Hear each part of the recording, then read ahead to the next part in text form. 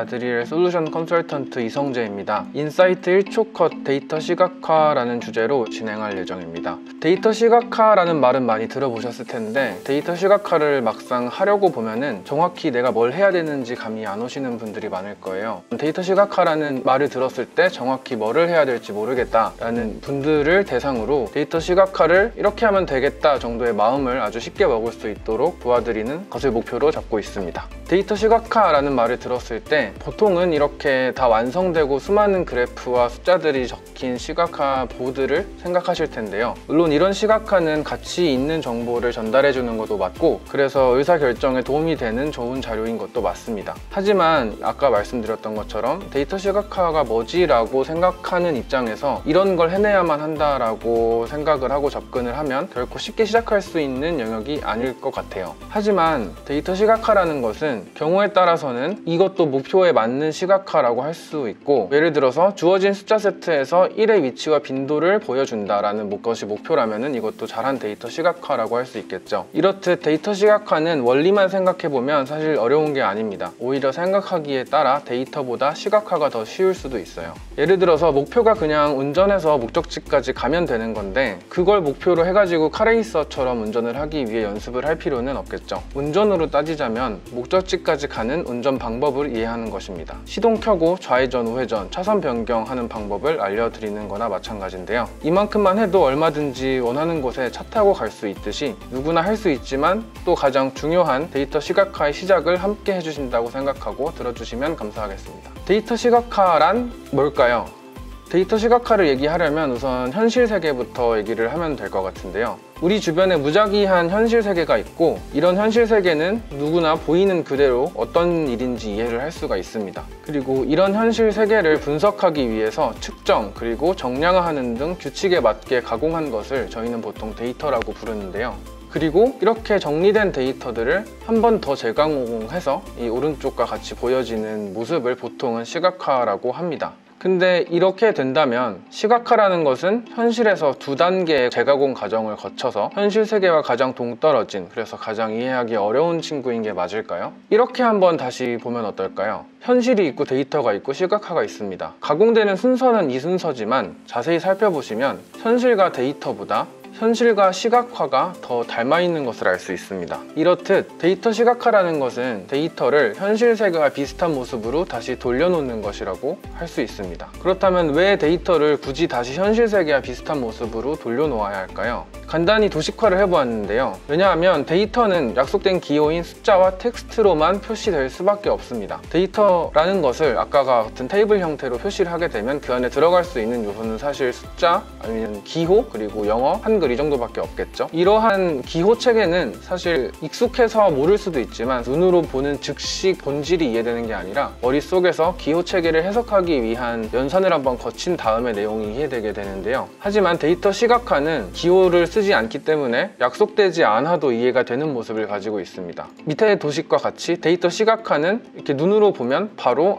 이게 올라가는구나 아니면 늘어났구나 라는 사실을 바로 이해할 수 있고 이렇다는 것은 데이터 시각화라는 것을 통해 우리는 데이터의 내용을 이해할 때 본능을 개입시킬 수 있다는 것이고 머리만 써서 이 모든 내용을 이해하는 것보다 이 본능을 함께 사용하는 것이 훨씬 빠르게 이해가 되고 기억에 남기도 쉽습니다. 이런 관점에서 봤을 때 데이터 시각화의 목적 자체를 인사이트 1초 컷이라고 할 수 있습니다. 타이틀로도 잡아놓은 문구인데 데이터로부터 인사이트를 1초 안에 알아낼 수 있게끔 성실하고 복잡하고 열심히 데이터 시각화를 해라 이런 의미가 아니라 데이터를 어떤 형태로 가공을 하든 간에 눈으로 보고 1초 안에 무언가가 보인다 라고 하면 그 모든 것을 우리는 데이터 시각화라고 할 수 있기 때문에 인사이트 1초 컷을 목표로 한다 라고 생각해 주시면 이해하기 쉬울 것 같습니다. 인사이트 1초 컷이라는 것이 정확히 어떤 형태를 띠게 될까요? 실제 표시해야 되는 내용을 두 가지로 제가 정리를 해봤습니다. 매출이 2달 연속 신장 중인데 지난달 매출이 지지난달에서 늘어난 것보다 이번 달 매출이 지난달에서 늘어난 정도가 더 커요. 이게 사실만 써놓은 건데 제가 방금 읽는 데만 해도 몇 초씩 걸렸거든요. 근데 만약에 똑같은 내용을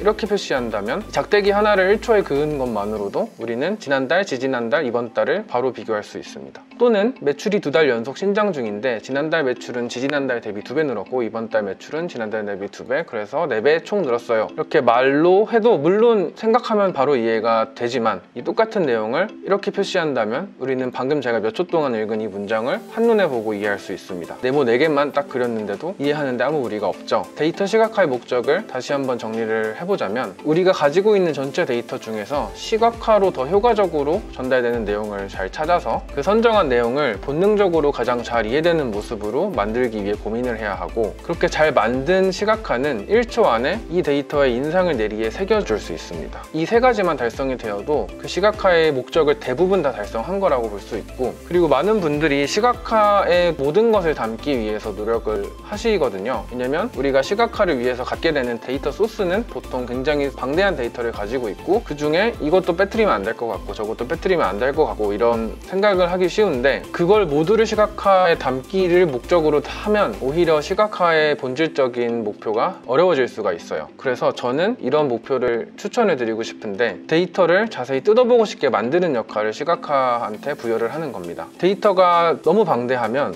사실 아무리 시각화를 잘하는 사람도 그 모든 내용을 그림으로만 담을 수는 없어요. 그래서 아무리 시각화를 잘한 샘플을 봤더라도 이 줄과 이 줄은 정확히 몇치로 몇이 차이가 날까 이런 거를 보려면 그림으로는 안 되고 데이터에 적힌 숫자를 봐야 할 수밖에 없습니다. 따라서 이 모든 숫자를 시각화에 담으면 그건 결국엔 시각화가 아니라 데이터가 돼버릴 수밖에 없기 때문에 보는 사람이 이건 왜 이렇지? 이건 이렇네? 왜 그럴까? 하는 생각을 가지고 데이터를 자세히 뜯어보고 싶게 만드는 게 더 효과적인 목표 설정일 수 있습니다. 자, 여기까지 데이터 시각화의 기본적인 원리랑 그리고 목적을 정리를 해봤는데요. 이제 이렇게 정리한 내용을 가지고 데이터 시각화를 실제로 어떻게 구현하면 되는지에 대해서 얘기를 해보고자 합니다.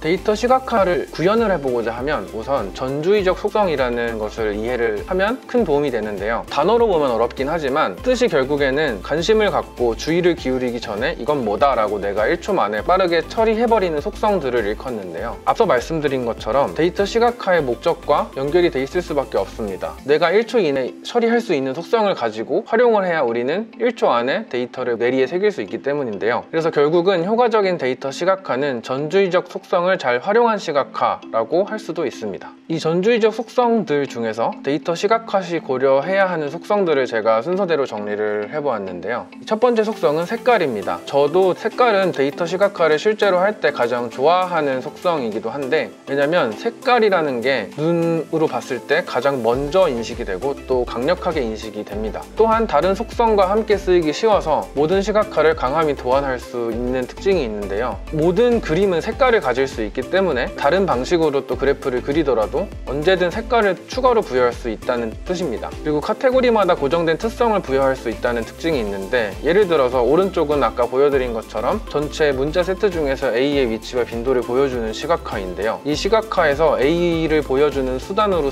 파란 색깔을 썼기 때문에 A라는 카테고리에 파란색이라는 특성을 부여할 수 있습니다. 이제 이렇게 시작하는 시각화를 가지고 예를 들어서 다른 그래프도 그리고 표도 만든다고 했을 때 A라는 카테고리는 일관적으로 리포트에 처음부터 끝까지 파란색으로 표시한다면 이제 그 리포트를 읽어가는 과정에서 읽는 사람은 파란색만 봐도 이건 A에 대한 얘기구나 라는 것을 본능적으로 인지할 수 있게 됩니다. 이런 식의 활용이 가능한 속성은 보통 시각화를 할 때는 색깔이 유일하다고 생각하시면 됩니다. 두 번째는 크기 혹은 넓이인데요. 색깔만큼이나 빠르게 눈에 들어오는 속성이라서 오른쪽에 보시면 아까 색깔로 표현했던 걸 크기로 바꿔서 표현했는데 A가 바로 눈에 들어오죠. 하지만 크기라는 것은 결국에는 일정 지면을 차지할 수밖에 없기 때문에 보통 하나의 페이지에 완성을 해야 하는 시각화 특성상 무한히 활용하기엔 한계가 있고, 넓이나 크기의 특성이 이렇게 각 카테고리의 수치 차이가 클 때는 바로 눈에 들어오는데, 이것처럼 수치 차이가 그렇게 크지 않을 때는 정확히 뭐가 중간이고 뭐가 제일 큰지, 그리고 각각의 차이가 대충 몇 %인지 눈에 한눈에 들어오기가 쉽지 않아요. 그래서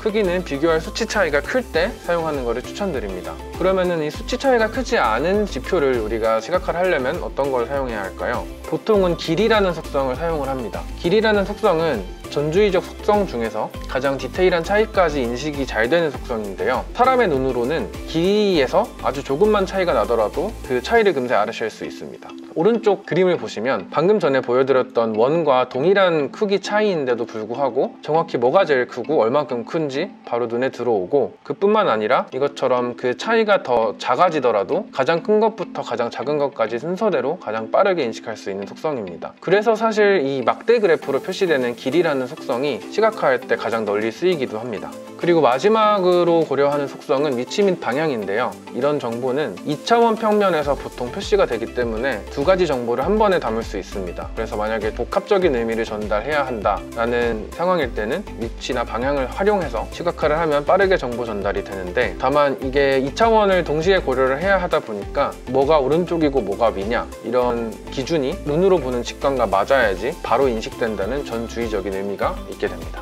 감사합니다.